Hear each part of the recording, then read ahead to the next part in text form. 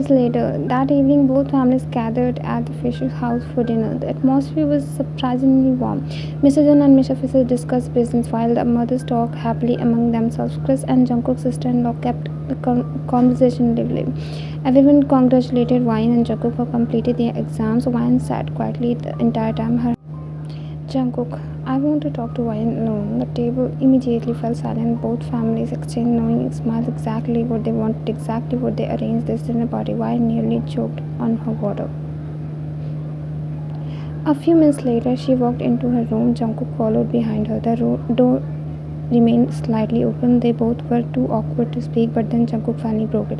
Jungkook, you said yes. Wine stared at the floor. She didn't answer. Jungkook sighed. Please say something. Still nothing. He rubbed the back of his neck. Jungkook, YN, his voice softened. I'm not made for promises or marriages. That made her finally look up. I focus on studies, my career, my responsibilities. So why would you want to marry me? He looked directly at her. You don't even like me. We barely know each other. His brows furrowed. And if you're saying yes just to prove you moved on, you don't do that. I don't want to become someone's proof. His voice became firmer. Firstly, there was absolute silence. Then Wine finally spoke quietly. Wine, I loved him. Jungkook froze. I loved him purely, innocently. I loved him with my loyalty, and he used it to satisfy his ego. Her eyes became glossy. She swallowed hard. I gave him everything. I trusted him with everything. Her voice cracked. Jungkook remained silent, then she looked away. But do you know what hurt more? She looked at him.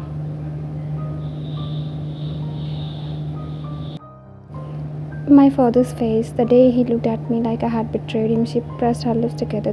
That hurt more than Taehyung's betrayal ever could. Jungkook's expression softened. Wine smiled sadly. My father chose you and I trust my father's choice. The room fell silent. Again, then Jungkook quietly asked, Jungkook, why me? Wine looked at him, then spoke honestly. Her eyes softened. That night on the bridge, Jungkook immediately remembered. You didn't ask questions. You didn't judge me. You just stayed. His heart unexpectedly tightened. Wine smiled faintly, and when everyone was watching, you respected me enough to acknowledge my strength. Jungkook didn't know what to say. Wine stepped back toward the door. You are free to say no. Nobody's forcing you. Everything will remain the same. Her voice was calm. She smiled quietly, but don't think I'm using you to move on because I'm not. She turned to leave, but then Jungkook spoke. Jungkook, why? She stopped, her back facing him. His gaze remained fixed on her. I'm not a perfect person. He looked down. I don't believe in love or relationships. His voice remained steady. Wine's finger tightened around the doorknob. But if this happens, Jungkook paused. This won't be a joke to me. His expression hardened slightly. This isn't a business contract. It isn't some drama. His next word made her heartbeat stumble. Jungkook, so be careful. Wine slowly closed her eyes. Because if you walk into my life once, his voice lowered. I'm never letting you go. The room became silent. Her heart raced uncontrollably for some reason. Those words felt heavier than any romantic confession she had ever heard. Wine quietly opened the door and walked out.